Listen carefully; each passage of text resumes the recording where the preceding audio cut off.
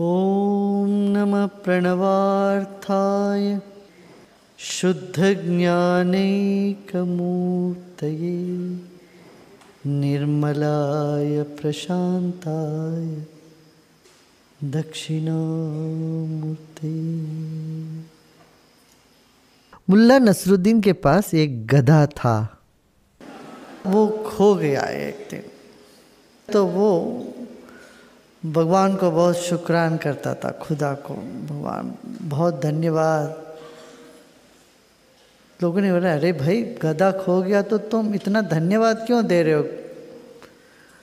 बोला था कि मैं गधे पे नहीं बैठा था, नहीं तो मैं भी खो जाता गधे के साथ। जब गधा खो गया उस वक्त तो मैं उसके ऊपर नहीं सवार था, अकल थी तो खुदा को, ईश्वर को मैंने शुक्रान दिया। उसी वक्त खोया गधा जब मैं उस पर नहीं था सवार।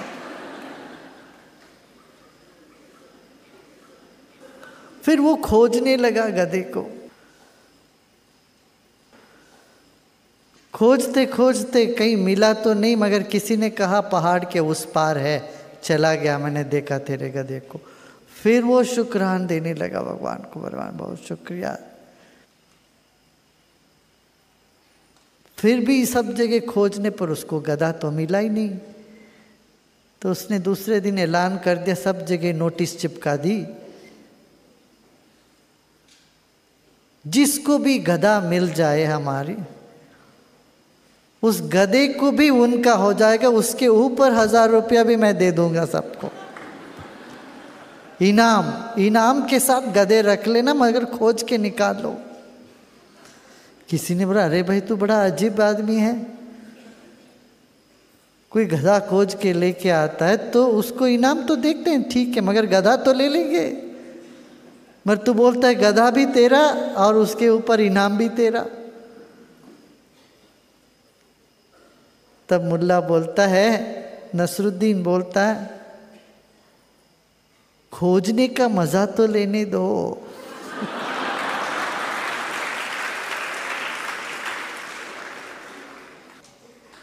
खोजने का कुछ अलग मजा है,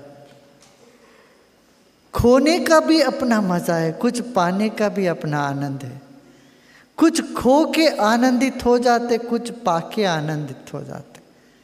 बचपन में तो पा के आनंदित होते रहे, माँ वो आदी हो गए,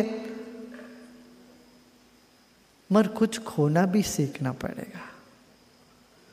खोने का भी आनंद है, कुछ छोड़ने का भी आनंद है।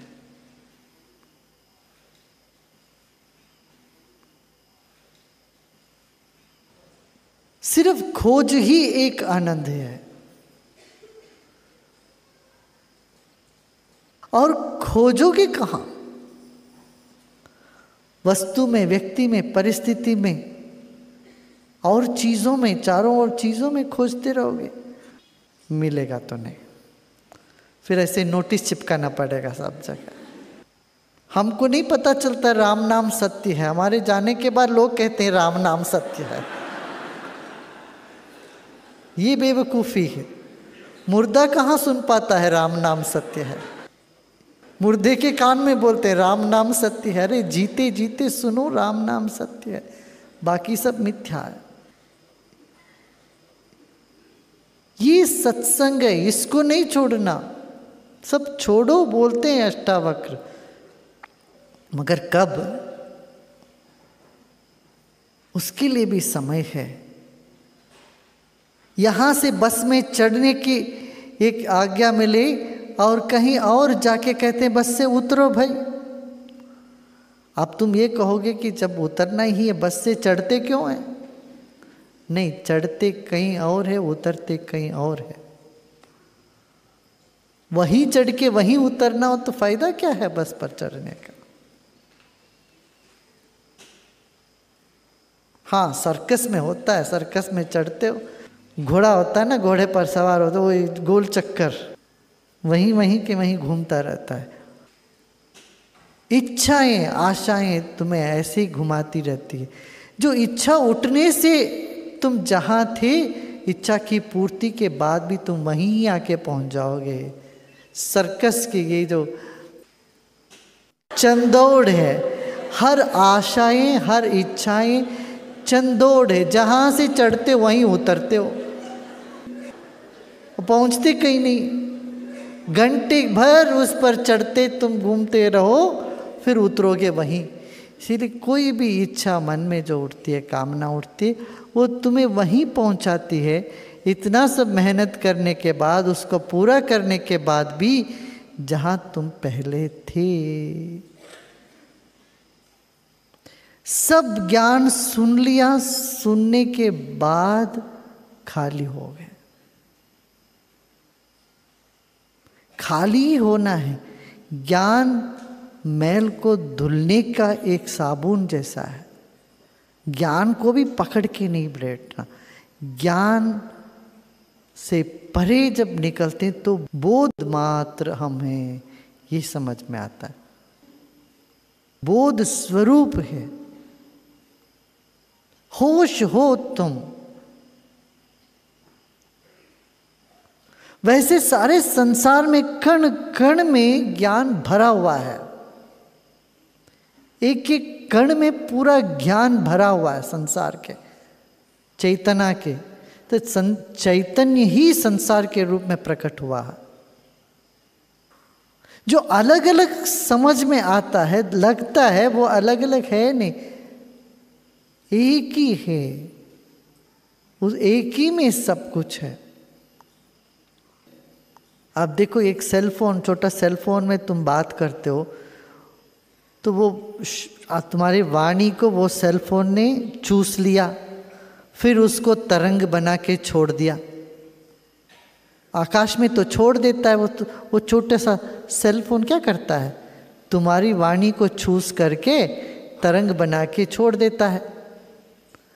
और वह तरंग पता नहीं कहाँ जाके उधर दूसरे सेलफोन में फिर वो बिजली का तरंग फिर दोबारा वाणी बन के तेरे कान में आ जाता है। और जिस नंबर पर तुम लगाते हो वहीं पर जाके उसी नंबर पर वो लगता है। वैज्ञानिक, भौतिक वैज्ञानिक लोग इसको स्ट्रिंग थियरी कहते हैं। सारा संसार एक रस्सी जैसा है। स्ट्रिंग क्या, रस्सी, एक ही रस्सी में एक भी धागा तुम निकालोगे तो वो रस्सी नहीं रह जाएगा, टूट जाएगा। रस्सी का थोड़ा सा भी हिस्सा तुम निकालोगे तो वो पूरा रस्सी नहीं रह जाए। स्ट्रिंग थियरी, एक भी वस्तु इस दुनिया से खो जाए फिर दुनिया नहीं टिक सकती है। तो हर चीज दुनिया में होती है, इसका रूप रंग बदलता रहता है बस। यहां नश्वर कुछ भी नहीं है, मगर शाश्वत भी कुछ भी नहीं है। ये बड़ा भ्रमात्मक है। यहां कोई चीज मिटती नहीं है, मगर शाश्वत भी कुछ नहीं है।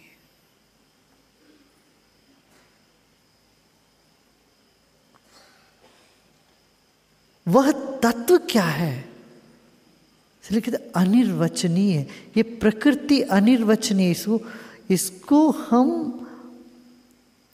बयान नहीं कर सकते,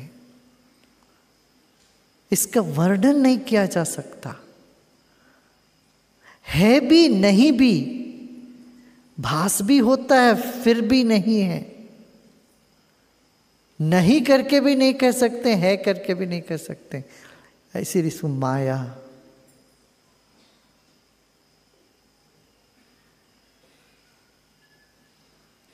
तुम इससे परे हो, तुम उसके मालिक हो, तुम शाश्वत हो, निरंतर हो, मगर ये तुम्हारी है। ये ज्ञान, ये बोध तभी हो पाएगा जब शांत होते हो।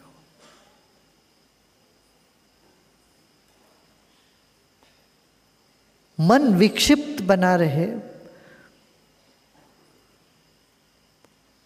तो अनुभूति नहीं हुई। धर्म अधर्म सब मन का ही है, सुख दुख मन का ही है, मगर वो शुद्ध बुद्धि में ही बोध का अनुभूति होगी। ये महसूस होगा, ये मालूम होगा कि मैं वह मैं शाश्वत हूं, मुझ में कोई परिवर्तन नहीं है। तो कुछ पाने का आनंद है, कुछ खोने से भी आनंद है। निस्संगो निष्क्रियोऽसि त्वं स्वप्रकाशो निरंजनः अयमेव हि ते बन्धः समाधिमनुतिष्ठसि। ये भ्रम हो गया ना, रस्सी में सांप का भ्रम हो गया ना। जैसे ज्ञान का प्रकाश हुआ, पता चले तो रस्सी है, सांप नहीं है, तो जो घबराहट होता रहा वही घबराहट अब मुस्कान में बदल गया, खिलखिला के हंसने लगे, अपने बेवकूफ़ी पर हंसी आई। कूटस्थं बोधमद्वैतमात्मानं परिभावय आभासोऽहं भ्रमं मुक्त्वा भावं बाह्यमथान्तरम्। बाहर और अंदर, तुम्हारे भीतर और बाहर एक ही तत्व है, उसको पहचान लिया।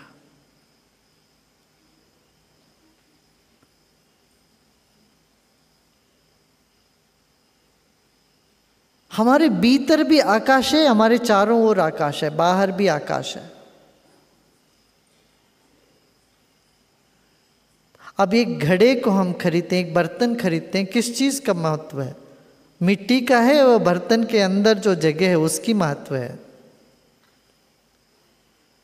मिट्टी का गोला कोई रखे तो कौन खरीदेगा, मगर वो गोले के भीतर उसको बर्तन बना देगा। उसी गोले से वो गर्मी में पानी रख पाओगे, उसमें कुछ तो रख पाओगे, तो वो बर्तन बन गया, कुल्हड़ बन गया, चाय पी लेते हैं। आजकल ट्रेन में भी मिट्टी की कुल्हड़ चल रही है, अच्छी बात है। बायोडिग्रेडेबल विदेश में कहते हैं, सब प्राकृतिक रूप से सब प्रकृति में समा जाता, ऐसी चीज़ें इस्तेमाल करना चाहिए। हमारे यहाँ किया करते थे, पत्तल का धोना, मिट्टी का कुल्हड़। ये प्लास्टिक पेपर से कितना नुकसान कर रहे हैं हम पर्यावरण को। वो कुल्हड़ का दाम, उसके भीतर जो जगह है, खाली जगह, उसका है।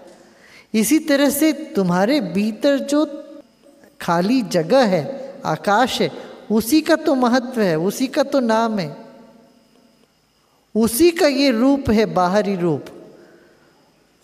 उस चीज को यदि तुम नहीं मानोगे, नहीं देखोगे, सिर्फ बाहरी ढांचे को पकड़ के बैठोगे, तो बहुत बड़ा नुकसान तुम्हारा होएगा।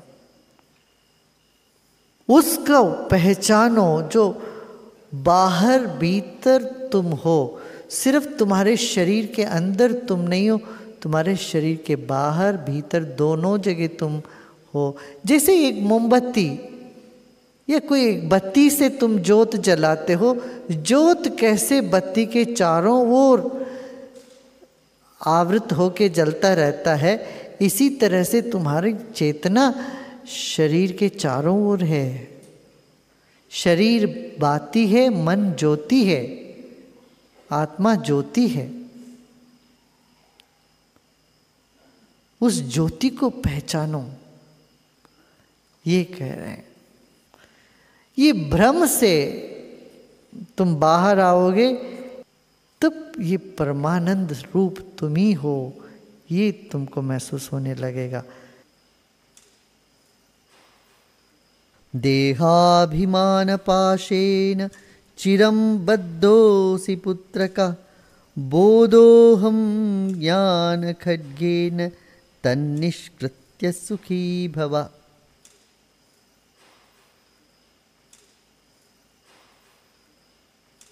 निस्संगो निष्क्रियोऽसि त्वं स्वप्रकाशो निरञ्जनः अयमेव हि ते बन्धः समाधिमनुतिष्ठसि। मुल्ला नसरुद्दीन को एक बार लगा कि वो मर गया, तो पत्नी बहुत परेशान हो गई कि पत्नी को कहता रहा कि मैं तो मर गया। पत्नी कहती चलो उठो खाना खाओ। अरे मरा हुआ आदमी कोई खाना खाएगा? काम पे जाओ। अरे काम पे कौन? मरा हुआ मुर्दे को कौन काम देगा? मैं तो मुर्दा हूँ, मरा हुआ हूँ। इस तरह से मानसिक रोग से कोई पीड़ित हो जाए, पूछो मत उनके घर के लोगों की हालत। तो पत्नी बहुत परेशान हो गई। फिर किसी तरह से एक मनोवैज्ञानिक के पास इसको घसीट के लेके गई, कुछ फुसला उसला करके। तो मनोवैज्ञानिक को परिचय कराया तो उसने कहा कि देखिए मुर्दे का क्या परिचय है मैं तो मुर्दा हूँ।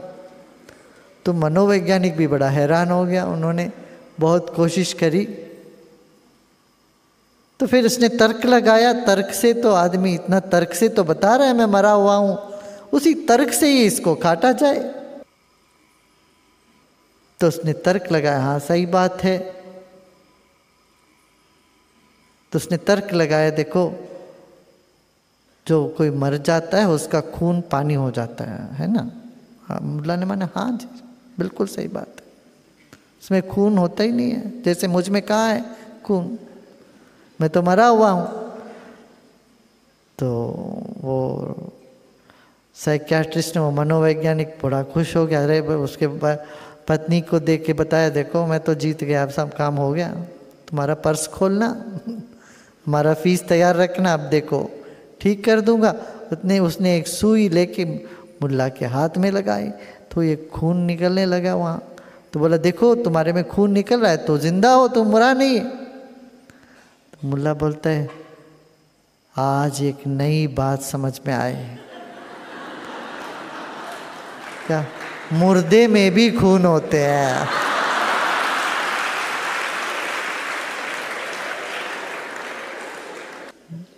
बंधन का अभिमान करके बैठ गए हम, अपने आप को मुर्दे समझने लगे, अपने आप को बंधा हुआ समझने लगे हम, मान लिया तो वैसे होने लगेगा सब कुछ। मरे मरे से जीते रहेंगे हम।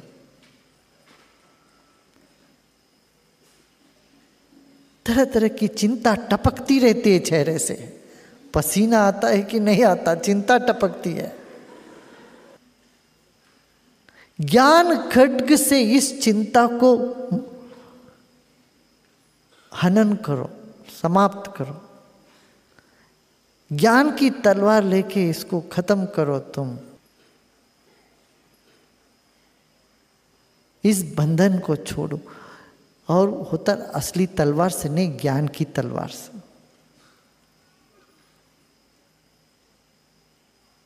ऐसा नहीं तलवार लेके अपने गर्दन काटने मत बैठो। कोई आत्महत्या करने से आत्मज्ञान नहीं मिलता किसी को। ज्ञान की तलवार से अज्ञान की रस्सी को काटो, बंधन को काटो, तो समझ में आता मैं तो बोध स्वरूप हूं, मैं तो आनंद हूं। आनंद से बने हुए हैं हम। इस शीशे पर धूल जम गया है, बस उस धूल को हटाना भरी है। ज्ञान ऐसे धूल को हटाने का ये साधन है। निस्संगो निष्क्रियोऽसि त्वं स्वप्रकाशो निरञ्जनः अयमेव हि ते बन्धः समाधिमनुतिष्ठसि। कई लोग तो सांसारिक काम से तो विश्राम कर लेते हैं, उसको छोड़ के विश्राम कर लेते हैं, मगर धार्मिक कोई काम से विश्राम करना हो तो बड़ी बेचैनी होती है। पता नहीं क्या पाप लग जाएगा, इस बार कुंभ में जाके नहाए नहीं है तो पता नहीं कुछ चूक जाएंगे हम। कभी एकादशी का व्रत टूट गया तो पता नहीं क्या इससे पाप लग जाएगा, इतना दिन जो किया वो सब पानी में चला गया। नवरात्रों में उपवास नहीं रखा तो पता नहीं ना माता नाराज हो जाएगी हमसे, गणेश जी हमको वरदान नहीं देंगे, कोई विघ्न पैदा कर देंगे। तरह तरह की भ्रम हमारे मन में हो जाती है। सांसारिक व्यक्ति एक तरह का बंधन में रहता हो तो धार्मिक व्यक्ति एक दूसरे तरह का बंधन अपना सिर पे उठा लेता है, अपने आप को इस तरह से बांध लेता है कि उससे निकलना मुश्किल हो जाता है। कई बार देखते हैं लोग बिल्कुल इनसे होता नहीं है, इनके शरीर साथ नहीं देता, फिर भी शरीर को इतना सता करके, कष्ट दे करके शरीर को धार्मिक काम में लगे रहते हैं। श्रद्धा है, वो तो श्रद्धा मानने वाली बात है, बहुत बढ़िया बात है, मगर उसको लेके दुखी हो जाना ये भी एक तरह का बंधन है। मंदिरों में इसी तरह से लोग जाकर के भगदड़ मच जाती है, अरे वही गंगा है, इतने घाट है, कहीं भी ना लो। नहीं, वहीं इतनी सी जगह पे जाके वहीं डुबकी लगो तभी मोक्ष मिलेगा तुम्हें। वहां भागदड़ मच जाती है, हर बार को में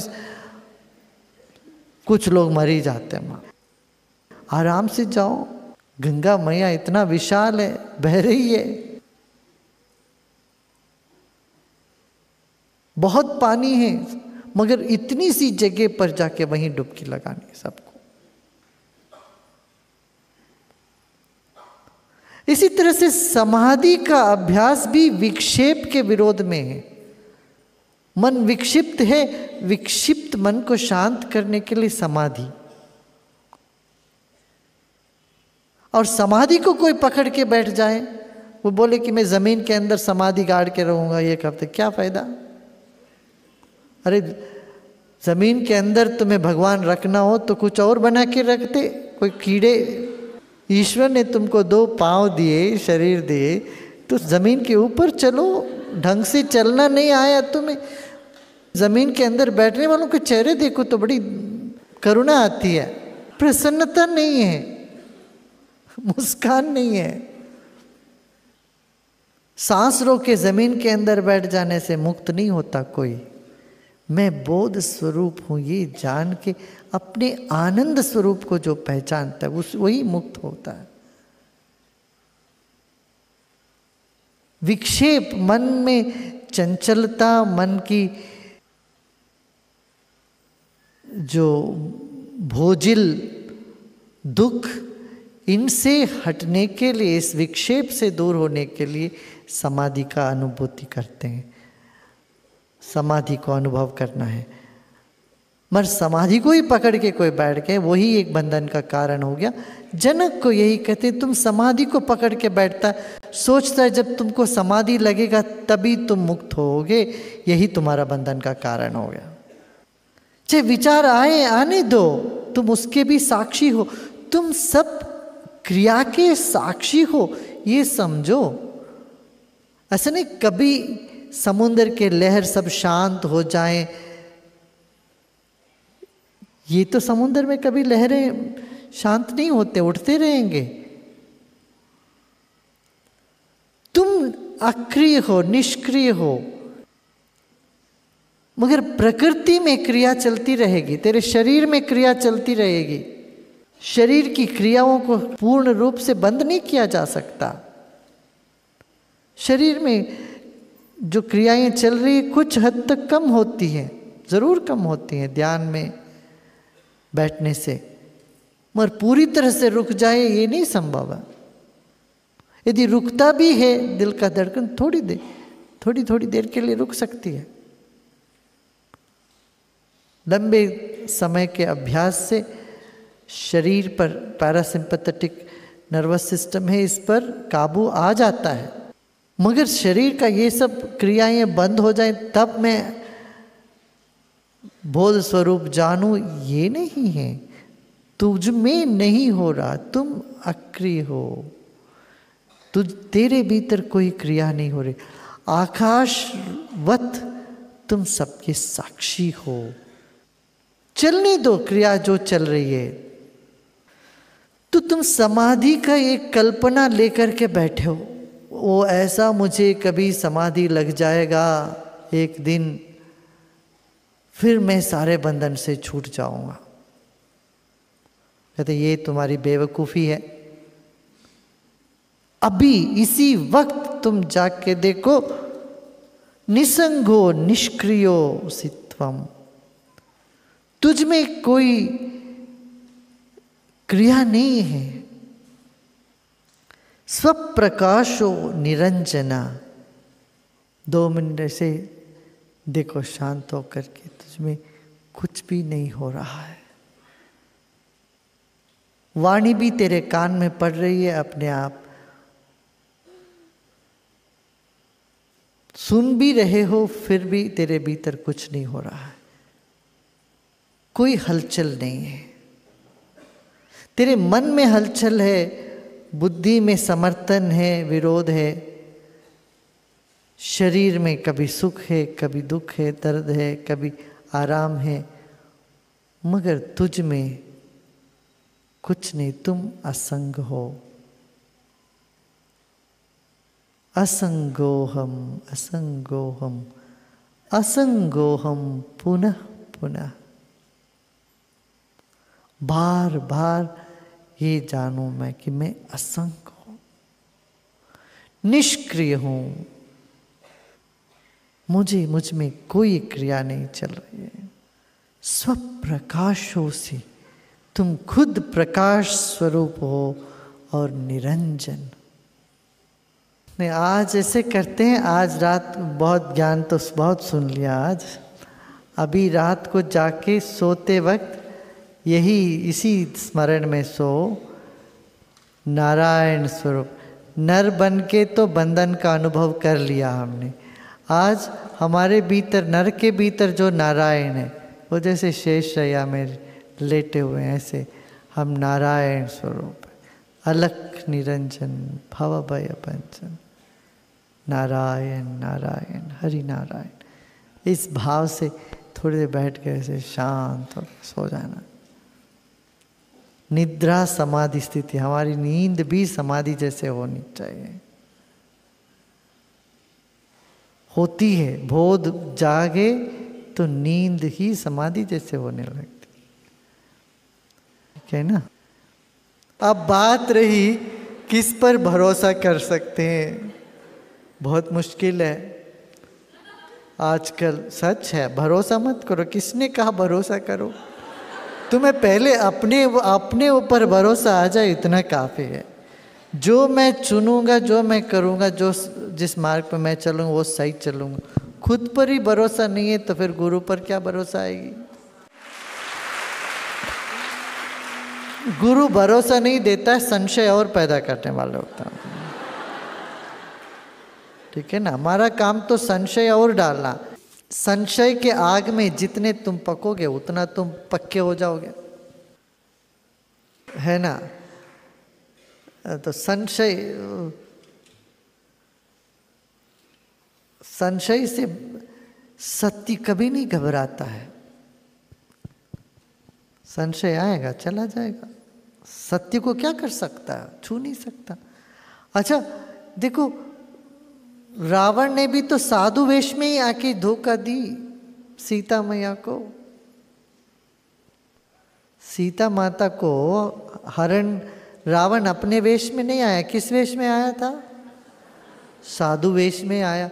अच्छा ये समझोगे सारे ऋषि मुनि सब रावण ही है तो क्या करेंगे?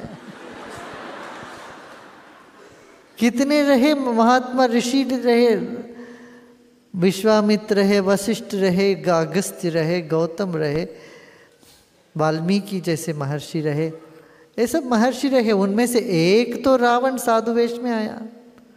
अब सभी को तुम रावण समझोगे तो फिर वाल्मीकि आश्रम से भी वंचित रह जाओगे, विश्वामित्र के आश्रम से भी वंचित रह जाओगे,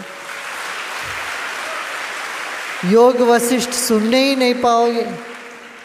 योग वशिष्ठ की ज्ञान महर्षि वशिष्ठ ने दिया है, तो योग वशिष्ठ का ज्ञान श्री राम जी को सीता ने कभी ये नहीं सोचा कि वशिष्ठ भी होंगे कोई रावण। देखो, असली चीजों को देखोगे तो नकली पर तुम्हें संशय आएगा, सिर्फ नकली देखते रहोगे तो असली पर भी संशय आने लगेगा।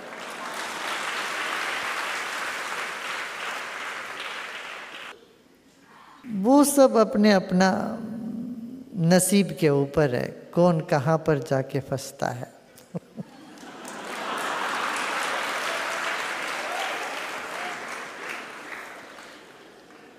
कोई मधु में गिरता है, कोई कीचड़ में गिरता है, फंसते तो सब है। बस इसमें से निकलने के लिए तो ये मोह छूटे सब तरह की, इसीलिए तो ये ज्ञान का सत्र है। अच्छा, बात ये है कि ये अष्टावक्र का अपना ये सब बातें भी सुन सुन के लोगों ने अपना अपना थोड़ा आगे पीछे करके इसको बोल करके सब किए हैं, मगर तुम इस सब भ्रम से मुक्त होके विश्राम करो। आज का इतना काफी है, नहीं?